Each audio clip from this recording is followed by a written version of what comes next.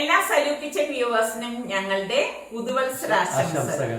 നമ്മൾ ഈ കഴിഞ്ഞ വർഷം എന്നല്ല, ഇന്ന് ലാസ്റ്റ് ഡേ ആണ്. നമ്മളെ ഈ വർഷത്തെ അവസാനത്തെ ദിവസമാണ്. ഈ കഴിഞ്ഞ വർഷം എന്ന് പറയില്ല, ഈ 2021 എന്ന് പറഞ്ഞു കഴിഞ്ഞാൽ ഞങ്ങൾ പല രീതിയിലുള്ള എല്ലാവരും അല്ലെ പല രീതിയിലുള്ള ബുദ്ധിമുട്ടുകളും പ്രയാസങ്ങളും ഒക്കെ അനുഭവിച്ച ഒരു വർഷം, കൂടെ ഉള്ള പലരും നഷ്ടപ്പെട്ട ഒരു വർഷം കൂടിയാണ് അല്ലേ?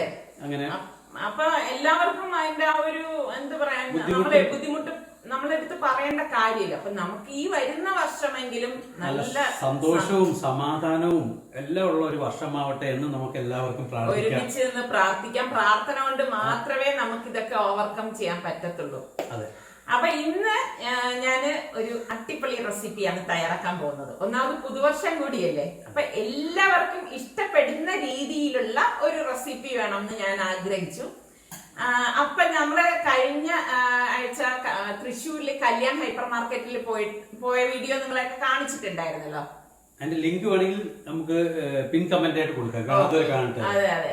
അപ്പൊ അവിടെ വെച്ചിട്ട് ഞാൻ ജഡ്ജായിട്ട് പോയതാണ്. പക്ഷെ ജഡ്ജായിട്ട് പോയപ്പോ സംഭവിച്ചെന്ന് വെച്ച് കഴിഞ്ഞാല് അവിടെ പോയപ്പോഴാണ് അറിയുന്ന ഒരു ലൈവ് കുക്കിംഗ് ഉണ്ട്, ലൈവ് ബേക്കിംഗ് ഉണ്ടെന്ന് പറഞ്ഞല്ലേ ആ ജയിച്ച കണ്ടസ്റ്റന്റ്. അപ്പൊ അവർക്ക് ഷോപ്പിംഗ് ഉണ്ടായിരുന്നു. ഞാൻ അവരുടെ കൂടെ പോണെങ്കിലും ഞാനൊരു ട്രോളി എടുത്തിട്ടുണ്ട്. കാരണം അടുത്ത റെസിപ്പിക്ക് വേണ്ടി ഞാൻ ഇവിടെ നിന്ന് എന്തായാലും കുറച്ച് സാധനങ്ങൾ എടുക്കുന്നുണ്ട്. കൂട്ടത്തില് ഞാൻ എനിക്ക് വേണ്ട സാധനങ്ങളും അവിടെ നിന്ന് വാങ്ങിയിട്ടുണ്ടായിരുന്നു. അപ്പൊ അവരുടെ തന്നെ ഓൺ പ്രോഡക്റ്റ് ആയ സ്മാർട്ട് ലൈഫ് എന്ന് പറയുന്ന പ്രോഡക്ട്സ് പല എല്ലാ ഐറ്റംസും അവരുടെ ഇതിലുണ്ടായിരുന്നു. അപ്പൊ എനിക്കൊരു കൗതുകം തോന്നി, എന്നാൽ അത് എടുക്കാന്ന് വിചാരിച്ചു. അങ്ങനെ അത് ഞാൻ വാങ്ങിയിട്ട് വന്നിട്ടുണ്ടായിരുന്നു. അപ്പൊ അത് വെച്ചിട്ടുള്ള റെസിപ്പിയാണ് ഇന്ന് ഞാൻ തയ്യാറാക്കാൻ പോണത്. അപ്പൊ ഞാൻ നിസ്സാരിക്കാട് തോന്നി ഇന്നൊരു കിടിലൻ ഐറ്റം ആയിരിക്കും.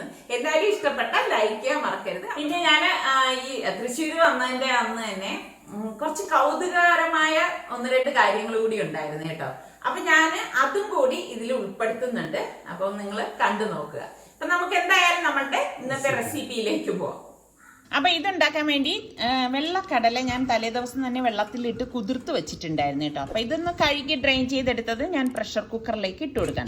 ഇത് ഏകദേശം ഒരു 2.5 കപ്പ് കടല ഞാൻ ഇവിടെ എടുത്തിട്ടുണ്ട്. ഇതിലേക്ക് നമുക്ക് പാകത്തിനുള്ള ഉപ്പും ഈ കടല നികക്കെയുള്ള വെള്ളവും കൂടി ഒഴിച്ചു കൊടുക്കാം. ഇനി നമുക്ക് ഇതിലേക്ക് 1/2 ടീസ്പൂണോളം മഞ്ഞൾപ്പൊടിയും കൂടി ഇട്ടിട്ട് കുക്കർ മൂടി ഒരു വെയിറ്റ് ഇട്ടിട്ട് ഒരു 4 വിസിൽ വരെ വേവിച്ചെടുക്കാം. ഞാനിവിടെ ഈസി പാലപ്പം മിക്സാണ് എടുത്തിരിക്കുന്നത്. അപ്പം ഉണ്ടാക്കാൻ വേണ്ടിയിട്ടാണ് കേട്ടോ. അപ്പോൾ ഇത് ഞാനിവിടെ 2.5 കപ്പ് എടുത്തിട്ടുണ്ട്. അപ്പോൾ ഇത് ഉണ്ടാക്കേണ്ട വിധമൊക്കെ ആ പാക്കറ്റിൽ എഴുതിയിട്ടുണ്ട്. അപ്പോൾ ഞാനിവിടെ ഈ 2.5 കപ്പ് മാവിന് ഞാൻ 4 ടേബിൾ സ്പൂണോളം പഞ്ചസാര ഇട്ട് കൊടുക്കുകയാണ്. പഞ്ചസാരയുടെയൊക്കെ അളവ് നിങ്ങളുടെ പാകത്തിന് എടുത്താൽ മതി കേട്ടോ. പിന്നെ നമുക്ക് 1/2 ടീസ്പൂണ് ഉപ്പും കൂടി വേണം.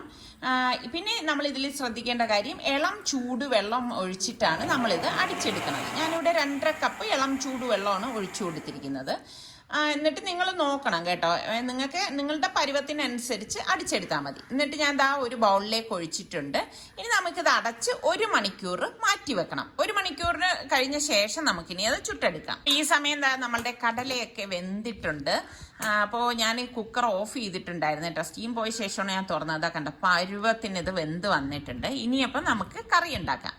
ഒരു ചട്ടിയിലേക്ക് 1.5 ടേബിൾ സ്പൂൺ മുഴുവനെയുള്ള മല്ലിയും 1/2 ടേബിൾ സ്പൂൺ കുരുമുളകും 1/2 ടേബിൾ സ്പൂൺ പെരിഞ്ജീരകവും 1/4 ടേബിൾ സ്പൂൺ ചെറിയ ജീരകം ക്യുമിൻ സീഡും കൂടി ഇട്ടിട്ട് ഒന്ന് വറുത്ത് കൊടുക്കണം. അപ്പൊ ഈ ചട്ടിയും ഞാൻ അന്ന് കല്യാൺ ഹൈപ്പർ മാർക്കറ്റിൽ നിന്ന് തന്നെ വാങ്ങിയ ചട്ടിയാണ് കേട്ടോ. അപ്പൊ ഇതാ ഒരുപാട് അങ്ങ് റോസ്റ്റ് ആവണ്ട, ഒന്ന് ചൂടായാൽ മാത്രം മതി കേട്ടോ.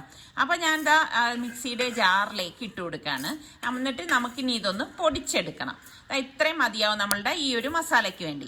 അപ്പൊ നല്ലതുപോലെ ഒന്ന് പൊടിച്ചെടുക്കണേ, തരിതരിപ്പായിട്ട് കിടക്കാൻ പാടില്ല. അപ്പൊ ഞാൻ ഇവിടെ ഇത് പൊടിച്ചെടുത്തിട്ടുണ്ട്. ഈ ഒരു പരുവത്തിൽ വേണം നമ്മളിത് പൊടിച്ചെടുക്കാനുള്ളത്.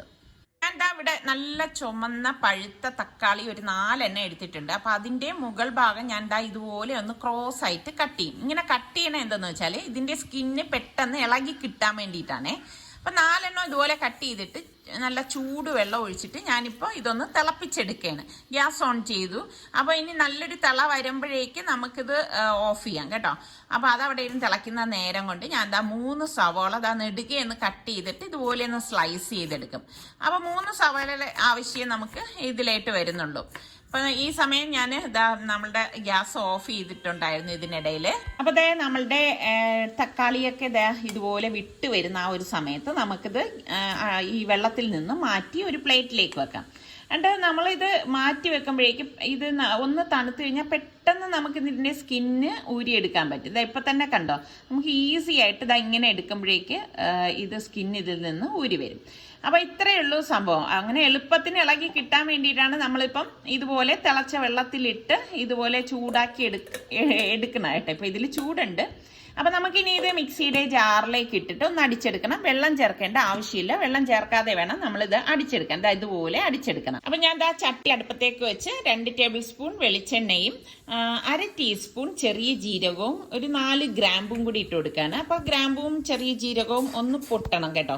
പൊട്ടി വരുമ്പോഴേക്കേ അതിന് ശരിക്കും നല്ല ഒരു മണം കിട്ടത്തുള്ളൂ. അപ്പം ഞാൻ ഈ ചട്ടി എനിക്ക് ഭയങ്കര ആഗ്രഹം തോന്നിയിട്ട് 2 ചട്ടി ഞാൻ എടുത്തതാണ് കേട്ടോ അവിടെ നിന്ന്. അപ്പോൾ ചെറിയ 2 പീസ് പട്ടയും ബേ ലീഫ് ഉണ്ടല്ലോ, ബേ ലീഫ് മസ്റ്റായിട്ട് ഇട്ടാൽ കൊള്ളാം കേട്ടോ. എന്നിട്ട് ബേ ലീഫ് ഒരു 2 ഇല ഞാൻ ഇട്ടിട്ടുണ്ട്. ഒരു 3-4 വറ്റൽമുളകും കൂടി ഇട്ടിട്ട് ഇതുപോലെ ഒന്ന് ഇളക്കി കൊടുക്കണം. ഇളക്കി കൊടുത്ത ശേഷം ഞാൻ നമ്മുടെ സവാള അരിഞ്ഞു വെച്ചിരിക്കുന്നതില്ലേ അതും കൂടി ഇതിലേക്ക് ഇട്ടിട്ട് ഒന്ന് വഴറ്റി കൊടുക്കാം. ശരിക്കും പറഞ്ഞു കഴിഞ്ഞാൽ നല്ല ഒരു ചട്ടി തന്നെയായിരുന്നു കേട്ടോ. എനിക്കങ്ങനെ ഭയങ്കര ചീപ്പായിട്ടാണെന്ന് തോന്നിയത് അവിടെ നിന്ന് ചട്ടി വാങ്ങിച്ചത്. അപ്പം ഞാൻ നമ്മളുടെ മാവ് 1 മണിക്കൂർ ആയപ്പോഴേക്കും പൊങ്ങി വന്നിട്ടുണ്ട്. അപ്പം ഇതുപോലെ ഇരിക്കും കേട്ടോ. നല്ല പതയൊക്കെ വന്നിട്ട് നല്ല ഒരു നമ്മൾ ഇളക്കുമ്പോഴേക്കും ആ പതയൊക്കെ ഒന്ന് അടങ്ങിക്കോളും. ഈ ഒരു പരുവത്തിന് വരും. അപ്പം നമ്മുടെ സവാളയൊക്കെ നല്ലതുപോലെ വഴണ്ട് വന്നിട്ടുണ്ട്. അപ്പം ഈ ഒരു പരുവത്തിൽ നല്ലതുപോലെ ഒന്ന് വഴണ്ട് വരണം കേട്ടോ. ആ സമയത്ത് നമുക്കിതിലേക്ക് പൊടികൾ ഇട്ട് കൊടുക്കാം. 1 ടീസ്പൂൺ മഞ്ഞൾപ്പൊടിയും 2 ടീസ്പൂൺ കാശ്മീരി ചില്ലി പൗഡറും പിന്നെ നമ്മൾ ഈ വറുത്ത് പൊടിച്ച മസാലപ്പൊടി ഉണ്ടല്ലോ അത് ഫുള്ളായിട്ട് ഇട്ട് കൊടുക്കും. എന്നിട്ട് നന്നായിട്ടൊന്ന് ഇളക്കി കൊടുക്കും.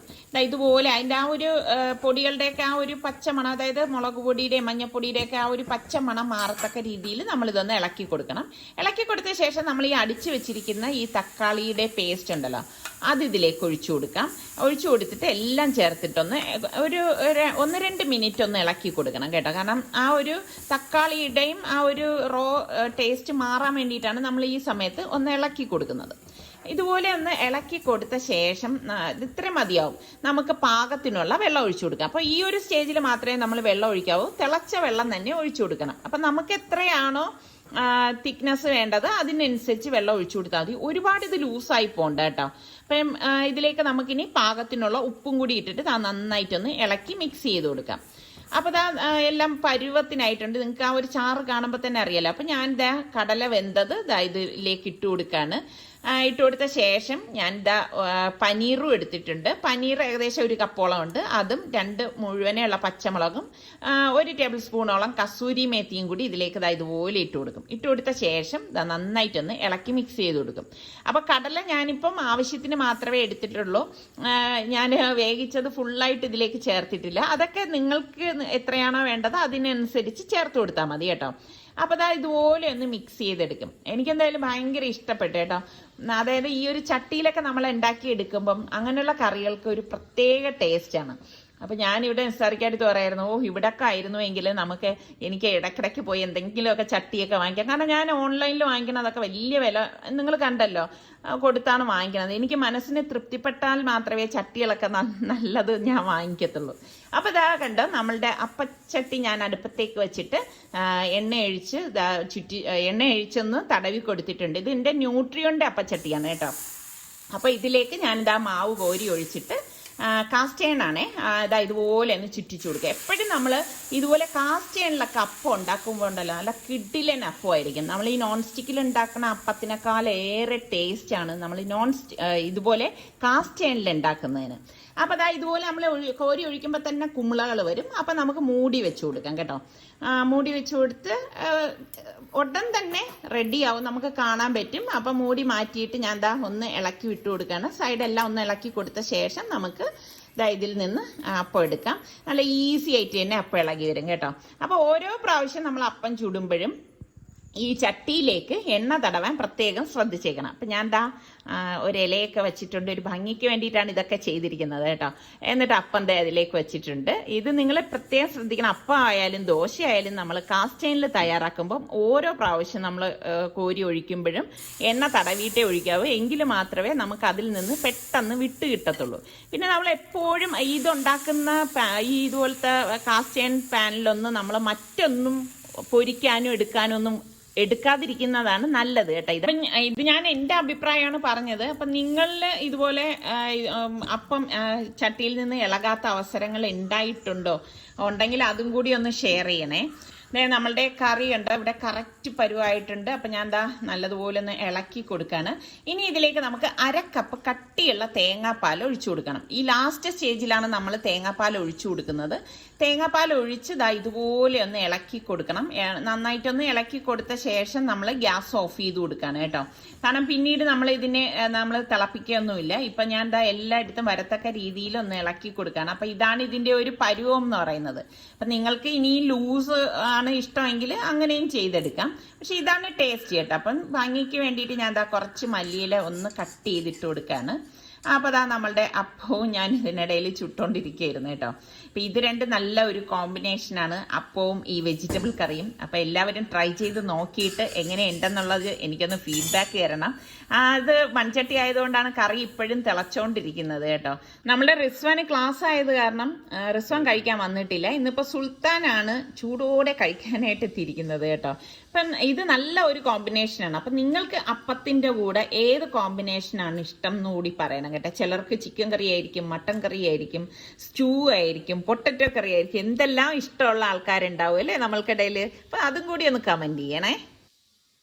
അപ്പം നമുക്ക് തിരിച്ച് തൃശ്ശൂരിലേക്ക് തന്നെ പോവാം.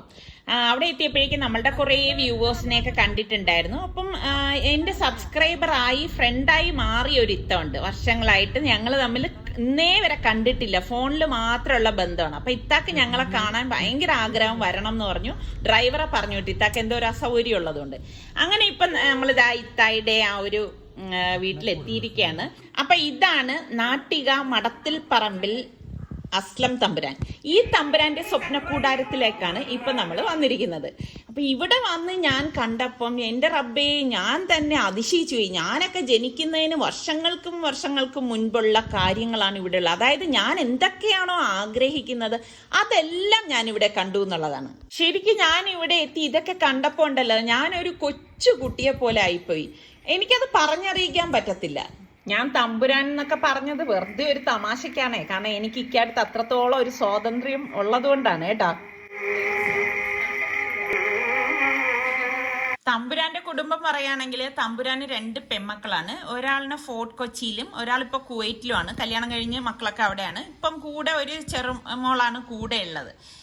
അപ്പം എനിക്കിതൊക്കെ കണ്ടപ്പോൾ നോക്കിക്കേ എന്തെല്ലാം ഐറ്റംസ് ആണ് സൂക്ഷിച്ചു വെച്ചിരിക്കുന്നത്. നല്ല ഭംഗിയുണ്ട് കേട്ടോ ഇങ്ങനെ കാണാനായിട്ട്. തന്നെ ചെറിയ ഒരു മ്യൂസിയത്തിലേക്ക് പോയൊരു ഫീലാണ് എനിക്ക് കിട്ടിയത്. ഞാനിങ്ങനെ നോക്കുമ്പോൾ വലിയൊരു പിയാനോ ഇവിടെ ഇരിക്കുന്നത്. അപ്പം എനിക്കിത് കണ്ടപ്പോൾ ഭയങ്കര കൗതുകം തോന്നി കേട്ടോ. 1 മുതൽ 0 വരെ സിനിമയിലാണ് ഞാൻ ഈ ടൈപ്പ് പിയാനോ കണ്ടിട്ടുള്ളത്. അപ്പോൾ എനിക്കിതൊക്കെ ഒന്ന് ടച്ച് ചെയ്യാനൊക്കെ ഒരു ആഗ്രഹം തോന്നി. അങ്ങനെ ഞാൻ നോക്കാണ്. പണ്ടത്തെ പഴയ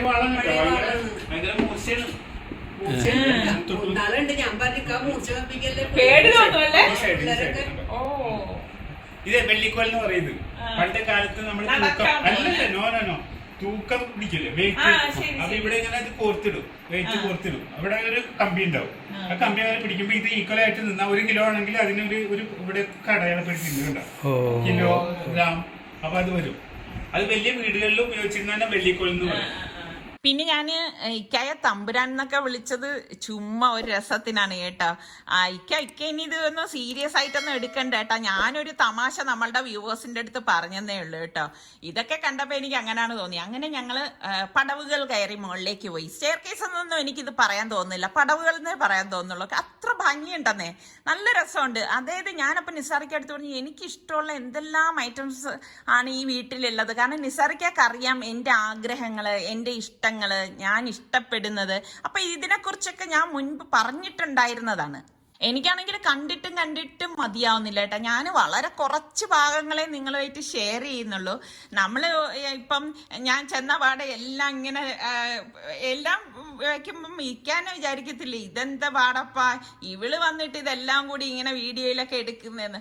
അപ്പം ഞാൻ എന്നാൽ കഴിയുന്ന എൻ്റെ സന്തോഷം നിങ്ങളുമായിട്ട് ഷെയർ ചെയ്യുന്നതാണ്. ഇതേ കണ്ട ഈ ക്യാമറ ഉണ്ടോ, ഇത് ഇപ്പോഴും വർക്കിംഗ് ആണെന്ന്. വളരെ പുരാതനമായിട്ടുള്ളൊരു ക്യാമറയാണ്. എക്സാക്ട്ലി ഞാൻ ആഗ്രഹിച്ച ബെഞ്ചായിരുന്നു ഞാനിപ്പോ അവിടെ ഇരുന്നത് കേട്ടോ.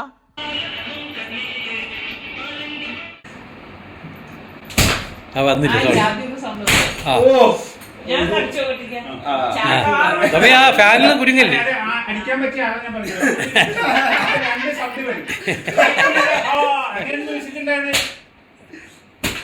ശരിക്കും പറഞ്ഞാൽ ഇതൊക്കെ സൂക്ഷിച്ച് അതിൻ്റെ ആ ഒരു പഴമ നഷ്ടപ്പെടാത്ത രീതിയിൽ വച്ചിരിക്കുന്നതിനാണ് നമ്മൾ അംഗീകരിക്കേണ്ടത് കേട്ടോ. എനിക്ക് ഭയങ്കര ഇഷ്ടം തോന്നി. അപ്പം നമ്മളുടെ ട്രെയിൻ രാത്രിയായിരുന്നു, കുറച്ച് വൈകിട്ടായിരുന്നു കേട്ടോ. അപ്പം ഇത്തായിക്കായി ഞങ്ങൾ ഒരു വിധത്തിൽ വിട്ടിട്ടില്ലായിരുന്നു. അപ്പം നമ്മൾ നല്ല രസമായിരുന്നു, കുറേ നേരം അവിടെ സ്പെൻഡ് ചെയ്തു. ശരിക്കും പറഞ്ഞു കഴിഞ്ഞാൽ നമ്മൾ ഫസ്റ്റ് ടൈമാണ് ഇതിപ്പോൾ കാണുന്നത് കേട്ടോ. ഫുഡൊക്കെ നല്ല അടിപൊളി ടേസ്റ്റി ഫുഡ് തന്നെയായിരുന്നു. എനിക്ക് മാത്രമല്ല കസേര ഇവിടെ ഉള്ളത്, ഇത്താടെ കസേര. എനിക്ക് അതിശയായിപ്പോയി ഇവിടെ വന്നതാ ഇത് കണ്ടപ്പോ. ഞാൻ ഇനി കൊറേ പഴക്കമുണ്ടെന്നല്ലേ പറഞ്ഞു. അപ്പൊ എന്റെ പഴക്കം കൂടുതൽ. അപ്പൊ എന്നെ പോലെ ഭ്രാന്തുള്ളവരും ഉണ്ട്. ശരിക്കും വളരെ സന്തോഷകരമായ കുറച്ച് നിമിഷങ്ങളായിരുന്നു കേട്ടോ. കുറച്ച് നേരെ നമുക്ക് അവിടെ സ്പെൻഡ് ചെയ്യാൻ പറ്റിയിരുന്നുള്ളൂ എങ്കിലും യാത്ര പറഞ്ഞിറങ്ങുമ്പോൾ വല്ലാത്ത വിഷമം തോന്നി. പിന്നെ ഞാൻ അവരെല്ലാവരെയും നമ്മളുടെ തിരുവനന്തപുരത്തേക്ക് വീട്ടിലേക്ക് വരണം എന്നൊക്കെ പറഞ്ഞിട്ടുണ്ട്. ഇപ്പം ഡ്രൈവർ തന്നെ നമ്മളെ റെയിൽവേ സ്റ്റേഷനിലേക്ക് കൊണ്ടുവിട്ടു. ഇനിയിപ്പം നമുക്ക് നേരെ നമ്മളുടെ തിരുവനന്തപുരത്തേക്കാണ് അടുത്ത യാത്ര. അപ്പോൾ ഇന്നത്തെ നമ്മളുടെ റെസിപ്പിയും ഈ ചെറിയ വ്ളോഗും നിങ്ങൾക്ക് എല്ലാവർക്കും ഇഷ്ടമായെന്ന് വിശ്വസിക്കുന്നു. ഇഷ്ടപ്പെടുകയാണെങ്കിൽ ലൈക്ക് ചെയ്യാനും ഷെയർ ചെയ്യാനും കമൻറ്റ് ചെയ്യാനൊന്നും മറന്നു വരുത് കേട്ടോ. പിന്നെ സബ്സ്ക്രൈബ് ചെയ്യാത്തവരുണ്ടെങ്കിൽ സബ്സ്ക്രൈബ് ചെയ്യാൻ വേണേ. അടുത്ത നല്ല റെസിപ്പിയോ വ്ളോഗോ ആയിട്ടൊക്കെ വരുന്നത് വരെ എല്ലാവർക്കും ബൈ ബൈ.